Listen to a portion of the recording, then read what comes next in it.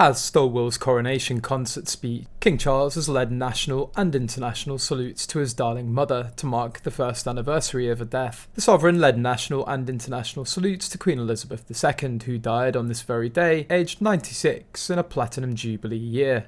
The message pays tribute to a lifetime of sacrifice and duty, and also thanks the public for their continued support. The King said, "In marking the first anniversary of Her late Majesty's death and my accession, we recall with great affection her long life, devoted service, and all she meant to so many of us. I'm deeply grateful too for the love and support that's been shown to my wife and myself during this year, as we do our utmost to be of service to you all." Meanwhile, his second son chose to exploit his grandmother at Wellch Awards, where he copied Prince William's speech to pay tribute to the late Queen. The Duke of Sussex, who's visiting London to attend the Wellch Awards ceremony, reflected on the last 12 months without the late monarch in a speech. He'd missed the awards last year as he rushed to Balmoral Castle in Aberdeenshire to join his family at the Queen's bedside. In his speech he said, "As you know, I was unable to attend the awards last year as my grandmother passed away.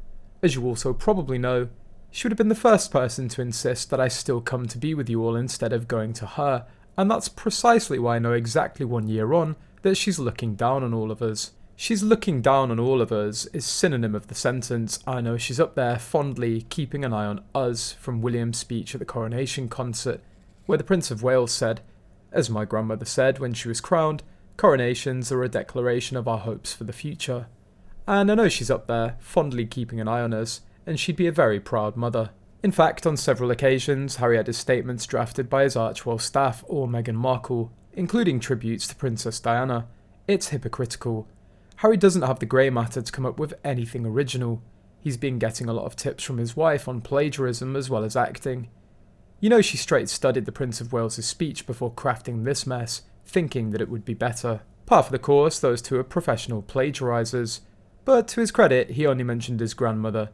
Prince William will be paying homage to his grandmother and Her Majesty the Queen. And if, as Harry also said in the speech about the Queen looking down on them, she would have been the first to tell him to go to the Wellch Awards last year instead of her deathbed, why didn't he do that and actually honour her, rather than the crap Netflix show that he and Meghan created?